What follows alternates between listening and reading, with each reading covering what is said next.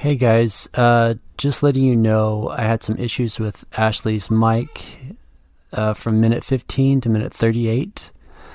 I fixed it the best I could, and from now on I'll pay attention more to the audio when recording. Hopefully you guys enjoy.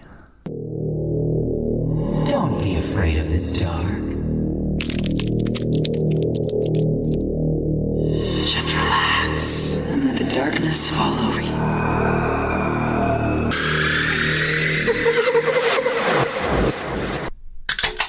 Welcome to Afraidish, a podcast where every 4 episodes we venture into a new state and take a deep dive into the history and paranormal while enjoying some tasty adult beverages. From ghost sightings to hauntings, urban legends and cryptids, let's get weird and Afraidish together. Hello and welcome to episode 10 or episode 2 in Kentucky. I'm Paul Branham. And I'm Ashley Branham. And, Yeah. Another episode. Yay! We made it. Maybe. So, what have we been up to? Working, and we did go on a date night. Yeah, we did. We saw Michael Winslow at the Blue Room Comedy Club in Springfield. Yeah, that was... Oh my gosh, that was...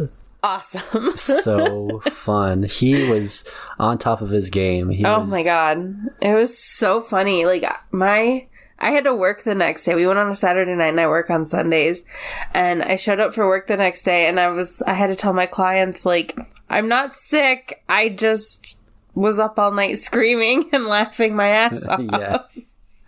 He was so hilarious. Yeah, it was really good. For any of you that don't know who Michael Winslow is, he is a comedian. He was in the Police Academy movies. Yes. And he had a cameo in Spaceballs. He's the guy that makes all the funky noises with his mouth. Yes. I'm not even going to attempt it because I can't do it. He basically did the music and sang as Prince. Yeah. During his stand-up, and he did... Jesus Christ. So much. Oh my goodness. He did Prince. He did Jimi Hendrix. He did the guitar noises. Oh my god. He did Led Zeppelin. Led Zeppelin. He did... the one with Stevie Nicks. Did he do Fleetwood Mac? He did Fleetwood Mac. Oh, he did do Fleetwood Mac. He did David Bowie. Yes.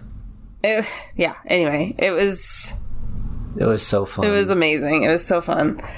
And the drinks weren't bad either. No. They are not stingy with their liquor.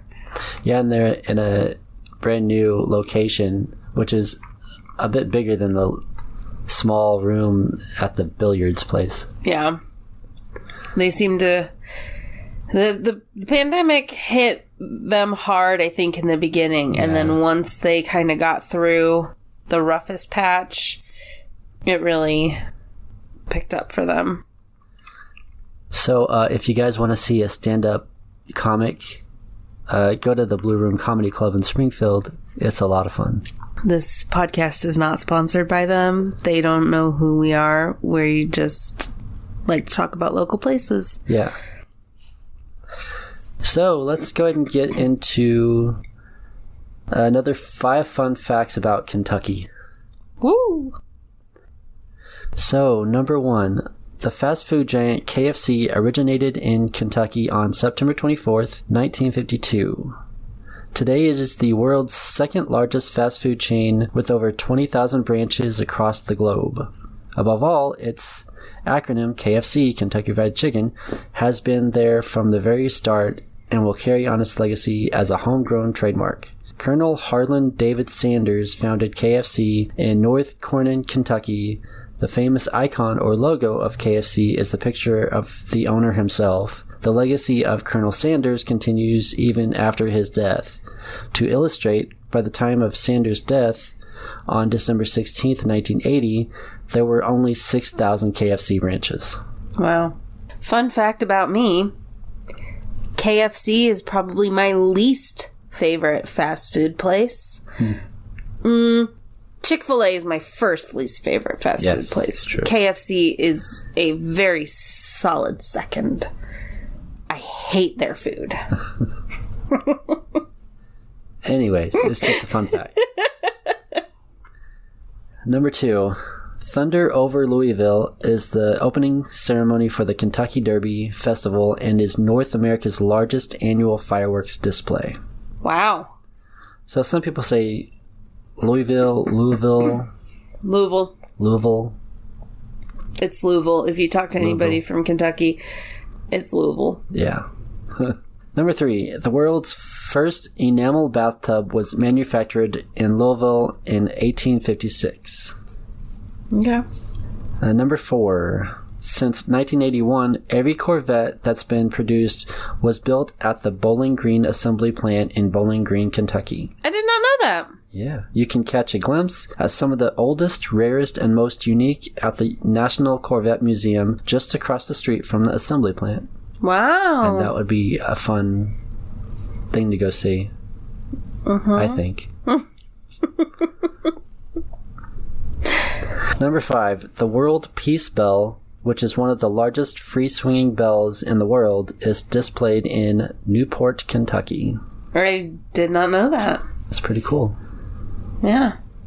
I feel like bells. Yeah. Whenever I hear bell, it reminds me of the episode of New Girl with Winston and his bells. I haven't seen all that, so just parts of when you were watching it. Yeah. Apparently I'm behind. I need to catch up. Yeah. Now let's go ahead and get into my story.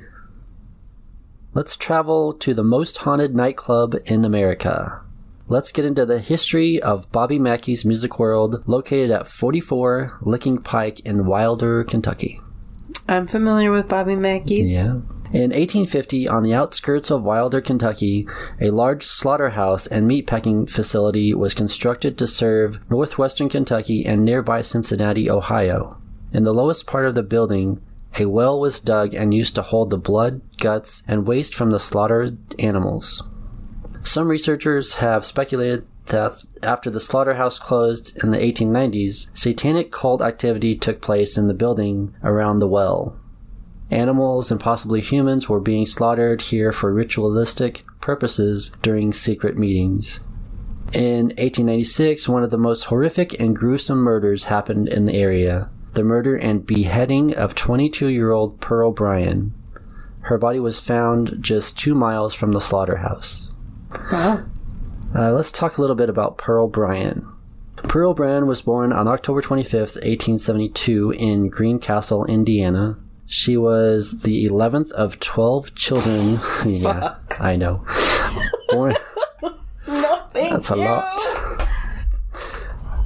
She was the 11th of 12 children born to Alexander and Susan Bryan. Alexander was a successful stock breeder and dairy operator. The Bryan family was well-to-do and traveled in the most elite social circles of their community. So, a well-to-do white girl. Yeah. So, But it made national news when it happened. probably. The people of Greencastle found 20-year-old Pearl pretty and charming. A newcomer to the town was especially fond of her, 27-year-old aspiring dentist Scott Jackson. He and his mother, Sarah, moved to Greencastle in 1895 after Scott ran into trouble with embezzling from his college. It's always the white dudes. Yeah. Scott formed a friendship with William Wood, Pearl's cousin. William introduced Scott to his pretty single cousin. The two formed an intimate relationship, and Pearl became pregnant by the end of summer. Pearl wanted desperately to marry Scott and have their baby, but Scott said no. He was on his way back to college and expressed to Pearl that she needed to have an abortion. Scott returned to college, and Pearl kept her condition, quote, condition, secret.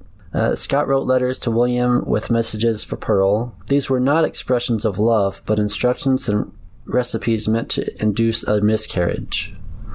Pearl wrote back to explain the methods weren't working.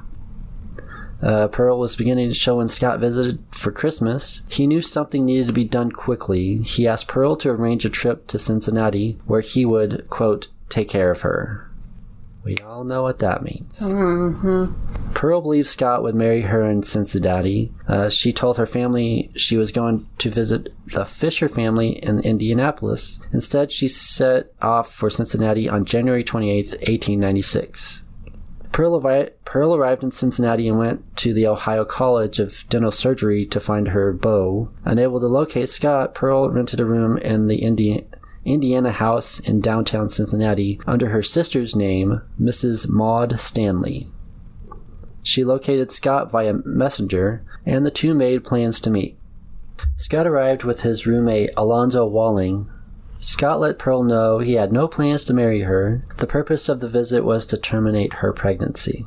An employee of a downtown business told investigators that on January 30th, 1896, he saw Pearl, Scott, and Alonzo eating lunch. He heard Pearl say, "I'm going back to my home, and Scott Jackson, you will have to answer to my brother Fred for this." Those were the last words ever heard from Pearl Bryan. February 1st, 1896, 17-year-old Johnny Hewling was on his way to Lock Farm in Fort Thomas, Kentucky, where he worked as a farmhand. As he tried to keep warm, he stumbled over the headless body of a woman. The terrified boy ran to his employer, who immediately sent for the police.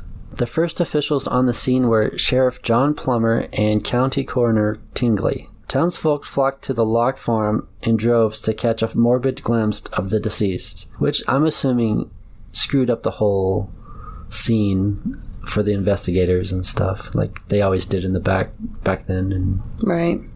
Kentucky investigators thought the woman was a prostitute from Cincinnati. They called detectives Cal Krim and Jack McDermott, who kept track of Cincinnati brothels and the girls who worked them. Neither recognized the deceased woman. The woman lay on her chest, head down, on the slope of a ravine.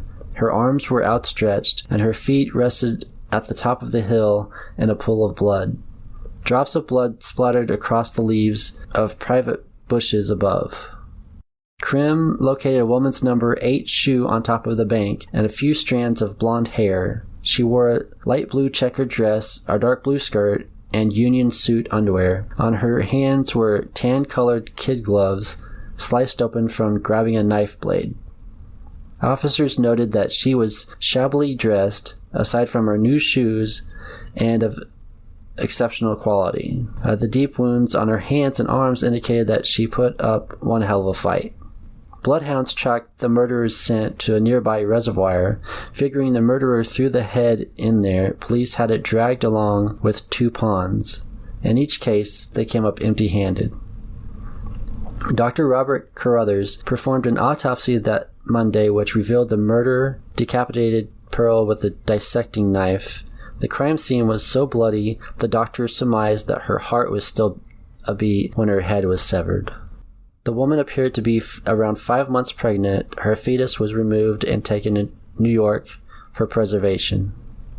Sometimes before she died, she ingested large quantities of cocaine that Scott gave her, hoping to kill her fetus. Dr. Carruthers drew this conclusion: "I am satisfied that the girl was not outraged." I think he meant raped. He said, "The man had a reason to kill her, and the result of the post-mortem shows it. I judged that it was a premeditated and cold-blooded murder.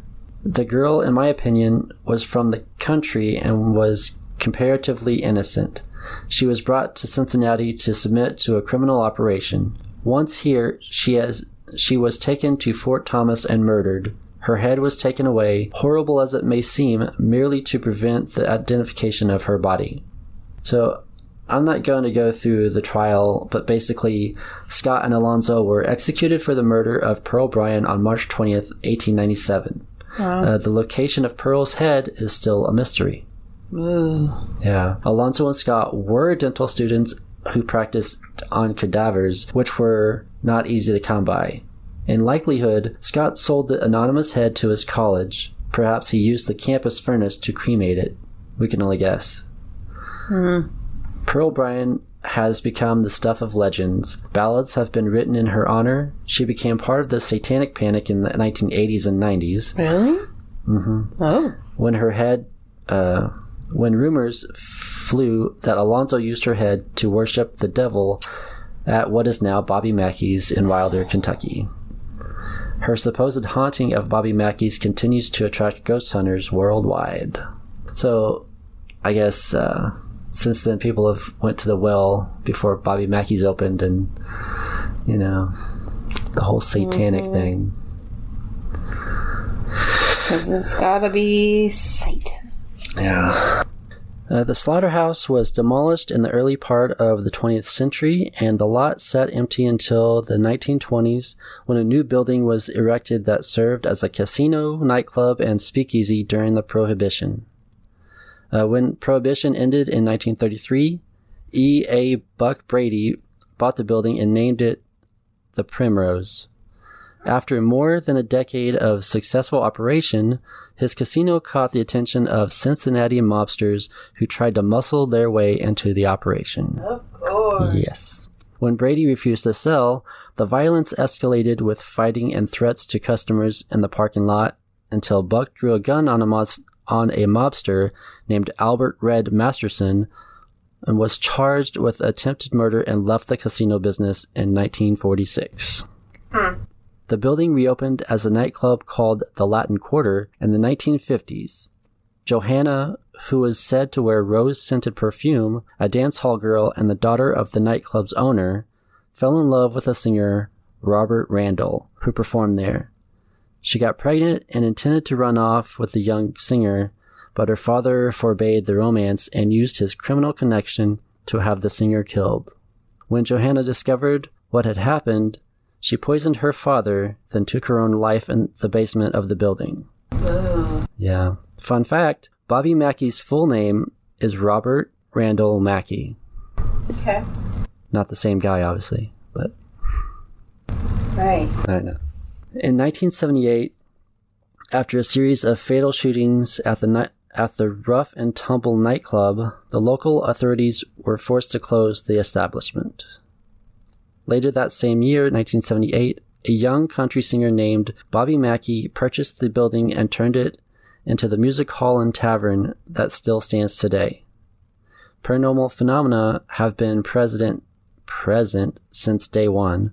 Though Bobby himself is skeptical, he'll admit that he doesn't doubt the word of a family member, employees, police officers, and patrons who have experienced strange activity. Both the clergy and psychics have tried to help, but a dark force still seems to linger. And here are some paranormal happenings still reported. Some still believe the building's basement holds the gateway or portal to hell itself, have reference to the long-abandoned slaughterhouse well. Stairs near the well in the old slaughterhouse have been deemed the stairs that lead to nowhere. Phantom footsteps can often be heard on these stairs. Were the stairs part of the original slaughterhouse? Yes. Yeah. Oh. So they built the bar on... Well, there was like a wood flooring that went up so high above the well. So I'm assuming those steps were next to the well that led to, in that case, nowhere. Right. I guess I just thought that when they demolished the slaughterhouse, they demolished it, Well, the well stayed. They just filled it in with rocks and stuff. Okay. Some believe that spirits can't cross flowing water, so the rare northern current of the Licking River may be keeping the dark forces trapped inside the building. They're supernatural beings. They can't cross flowing water? Well, I don't know. The power of flowing water, I guess. I have limitations white people put on the supernatural. Jesus Christ. Yeah, I don't know. I'm sorry. I don't know. They're fucking scary. Yeah. A former caretaker that lived in the apartment upstairs claims to have been demonically possessed by the spirits. His exorcism was performed in the nightclub by a minister. He's the one that actually, I might talk about in a few minutes, but he's the one that found the well by being, quote, possessed and hammering the floor until it made a hole, and he found the well under the floor. A patron claims to have experienced suffocating heat, a flying trash can, and a man with a handlebar mustache repeating, die game, in the men's restroom. Okay, this article says it's Latin for dying well or dying good, but my research says it means the day of the game, if it is actually Latin. So who knows? I don't know. Why would a ghost, I'm assuming an American Caucasian ghost in America, either that here or that he wants to play the die game, like rolling dice. Yeah. Right. I don't know. Bobby's first wife, Janet, claimed before her passing in 2009 to have been overcome by the scent of roses in the basement, grabbed around the waist, picked up, thrown down, and pushed downstairs by a force that resembled sketches of Alonzo Walling screaming, "Get out! Get out!" She refused to set foot in the nightclub by herself again. Bobby Mackey claims not to be a believer, but he did write a song entitled Johanna about the young girl who died by suicide in the basement in the 1950s. Bobby Mackey's friend Doug Hensley wrote the book Hell's Gate, which connects the events of the past with the hauntings of the present. Historic photos of Pearl Bryant match witnesses' descriptions of a headless ghost dressed in turn-of-the-century clothing, and photos of Buck Brady also match descriptions of often seen ghosts. Hot spots in the club include the spotlight room and catwalk over the stage, the well in the basement, the old china room, and the platform area near the kitchen. People have also claimed to see ghosts in the big pitted mirror in the main room. The club manager claims that on several occasions she would go through the club and make sure everything was turned off and closed down for the night. Then hours later, she'd find that the bar lights were on, the front doors were unlocked, and the jukebox would be playing the Anniversary Waltz, even though the jukebox was still unplugged and did contain that song. It did contain it, but it was unplugged. It's crazy. Another club employee has seen a dark, very angry man behind the bar in a spirit who called herself Johanna. She would often speak to him and leave the scent of roses in her wake. There are a few more paranormal stories. In the mid-1990s, a car shot down Licking Road, lost control, and smashed into a telephone pole just outside the club's front door. Larry Hornsby was the first policeman at the scene. As he stood there, looking over the wreckage, a woman dressed in an evening gown came out of the club and offered him a pair of tablecloths to lay over the faces of the dead. The next week, Hornsby came by to thank her. The club, he learned, had been locked and no such woman existed. J.R. Costigan, a bar regular fond of Western-style clothing and ice water in equal measure, reported an attack in the men's bathroom at Bobby Mackey's. While washing his hands, he looked in the mirror, and there it was, a man-shaped hole in the air, complete with a cowboy hat. It came at him, punching, kicking, clawing, beating him until he fainted. Upon recovery, he ran straight to Bobby and told him he had to get control of his club's evil spirits. Bobby laughed, assuming it was a joke, but Costigan wasn't laughing. He sued Bobby for negligence in allowing the ghosts to operate without any warnings to patrons. What? Yeah, so he tried to sue Bobby for ghost negligence. Well, the judge threw the case out, obviously, recommending that Costigan take the matter up with a higher power. Following the advice of his lawyer, Bobby put up a warning sign in the front entrance. The ghost, by all accounts, remains in the commode. In 2008, the premiere episode of the Travel Channel's reality show Ghost Adventures features an investigation at Bobby Mackey's Music World. The Ghost Adventures crew, including show host Zach Bagans, is an aggressively masculine take on the profession of a ghost hunter. Yeah. Their style is combative. They, quote, provoke ghosts by shouting at them, insulting them, daring them to come out and show themselves. The Bobby Mackey episode is a mishmash of interviews with Lawson and Hensley, intercut with scenes of the three main hunters fumbling around in the dark basement, using night vision cameras, and swearing at specters. That is the most accurate description of Ghost Avengers I've fucking ever heard. Yep. Aggressively masculine. While wearing bedazzled jeans. Yes. Eventually, Zach Bagans received several long scratches, allegedly from a phantom hand, and the crew went home happy. The episode was successful enough to spawn 2 sequels, including a web series, Return to Bobby Mackey's, and another episode in 2010. All 3 proved wildly popular. Visits to Bobby Mackey's by paranormal enthusiasts had lagged a bit, and then rocketed back up, and have not come back down since then. Since the airing of these episodes? Yes. These days, however, ghost investigations at Bobby Mackey's Music World are handled by Gatekeeper Paranormal, the club's resident supernatural investigators. So do they not let other people come in and investigate? I don't think so. The Gatekeeper Paranormal team is comprised of 4 women from around Cincinnati and northern Kentucky: Laura Rowland, Angela Johnson, Mandy Loftus, and Kim Short. Since 2014, they've been leading 2-hour ghost tours on weekdays, along with the occasional 5-hour investigation. Oh, so you so can basically, pay them to yeah.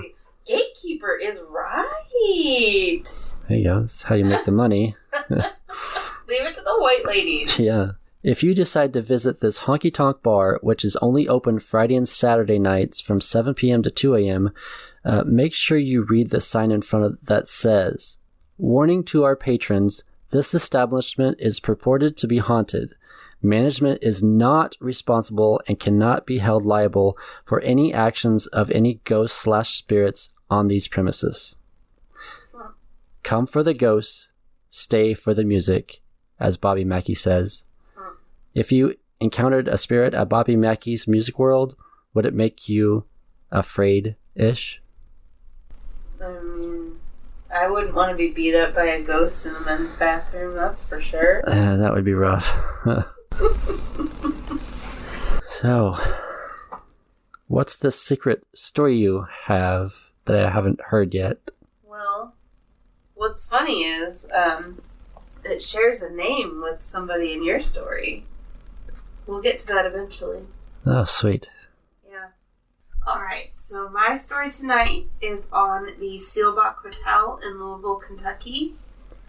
The Seelbach was, and I don't know if I'm saying that exactly correctly, I'm not sure. But it was founded in 1905 by the Seelbach brothers. The Seelbach Hotel was once one of the grandest hotels in America and is now listed on the Historic Registry.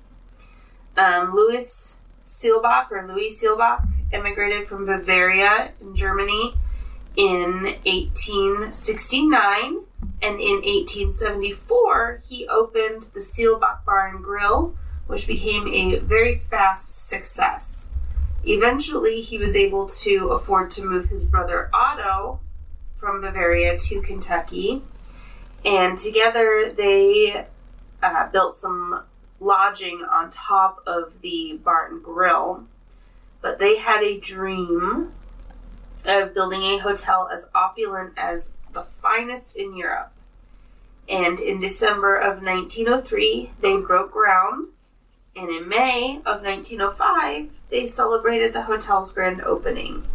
On opening day, on May 1st, I didn't put the date, 1905, 25,000 people attended the grand gala.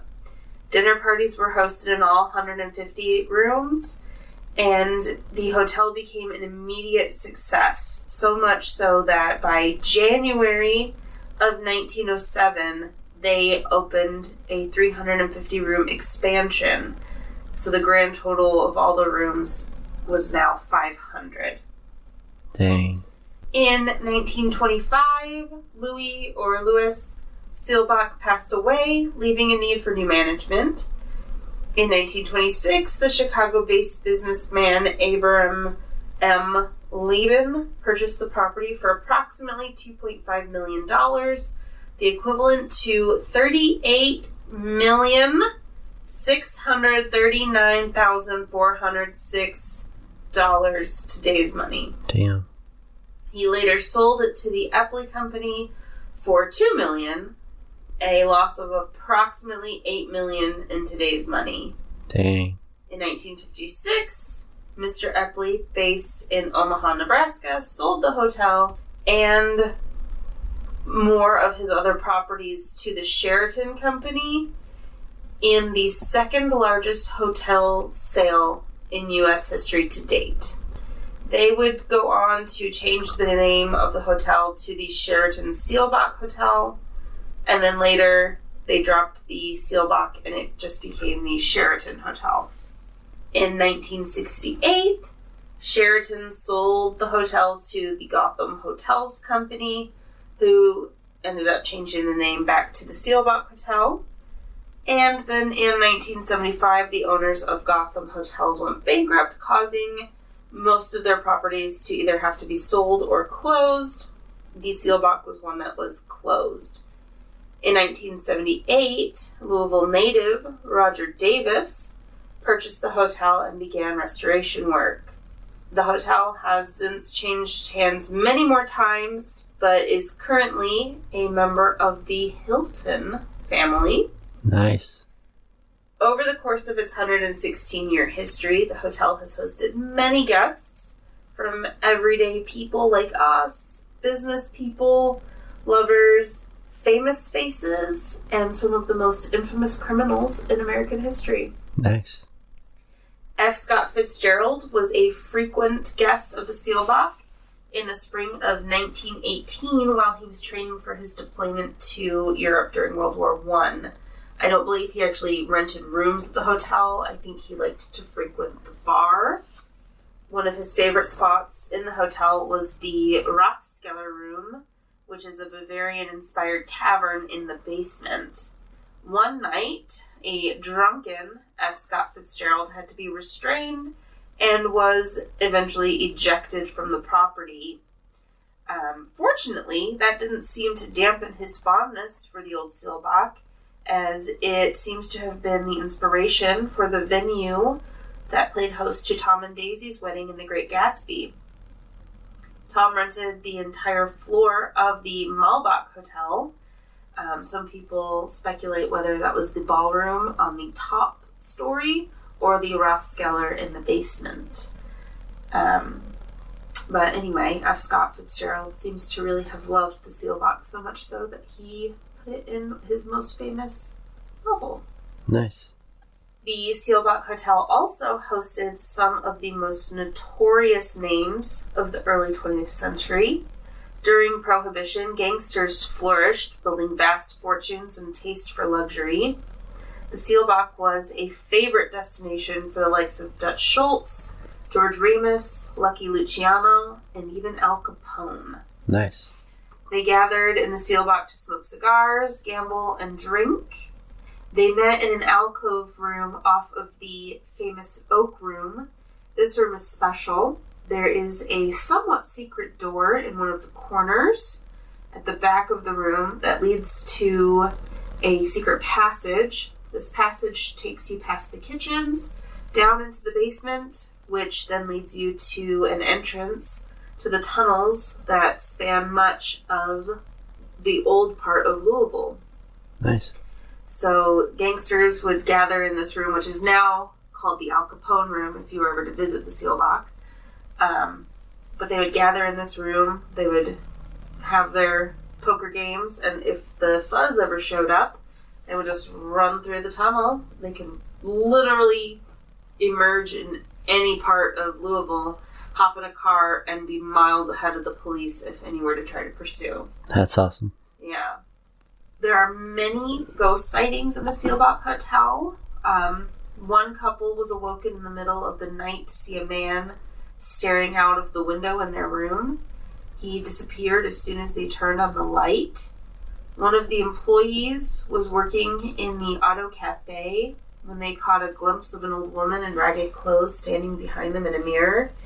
When they turned around, she was gone, and there was no one in the vicinity that matched the description of who they saw. So it's not like she walked away.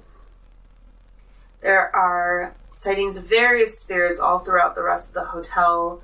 Shadows, cold spots, smells, phantom smells, and people vanishing through walls and closed doors. Any of these could possibly be F. Scott Fitzgerald. Maybe that was him in that couple's room looking out one of the upper floors, getting inspiration for a novel. Or maybe it could have been Al Capone waiting on an old poker match to start up. Who knows? But possibly the most famous specter to haunt the Seelbach Hotel is known as the Lady in Blue. She has become a fixture of the Seelbach, so much so that there's actually an alcoholic beverage named after her. Sweet. One of these days I want to make this. It sounds delicious. And I'm not a gin drinker, so that's saying something. But it calls for 1.5 ounces of gin, 1/4 ounce creme de violet, 3/4 ounce fresh lemon juice, 1/2 ounce of simple syrup, 3 drops of orange flower water, blue curacao, there's no measurement on that, and you garnish with edible flowers. The drink is shaken, and the blue curacao is the last ingredient to be added to the shaker in honor of the Lady in Blue. Nice. The Lady in Blue is believed to have been the spirit of a woman named Patricia Wilson. Patricia was born Pearl May Elliott in Davenport, Oklahoma. So that's the name that I said shared in common with your story, Pearl. Yeah. When you said that, I kind of got a little, whoa. She was believed to have been born in 1910, but there are also articles that put her year of birth to 1911. You know, they didn't keep the best records back then. Yeah. She would grow up and marry a man named Charles B. Wilson, known publicly as L.B. Wilson. Pearl and L.B. eventually separated, and Pearl moved from Oklahoma to Louisville, Kentucky around 1934.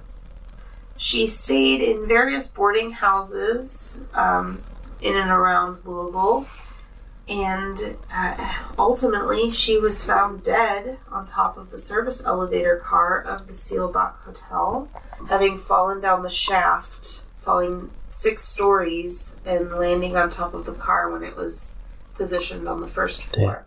Fell or pushed? Well, I'm getting to that. The legend goes that she was waiting on her estranged husband to meet her at the bar to discuss a possible reconciliation.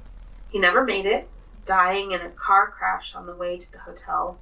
Distraught, she threw herself down the elevator shaft. But we don't know for sure. Her death was never solved.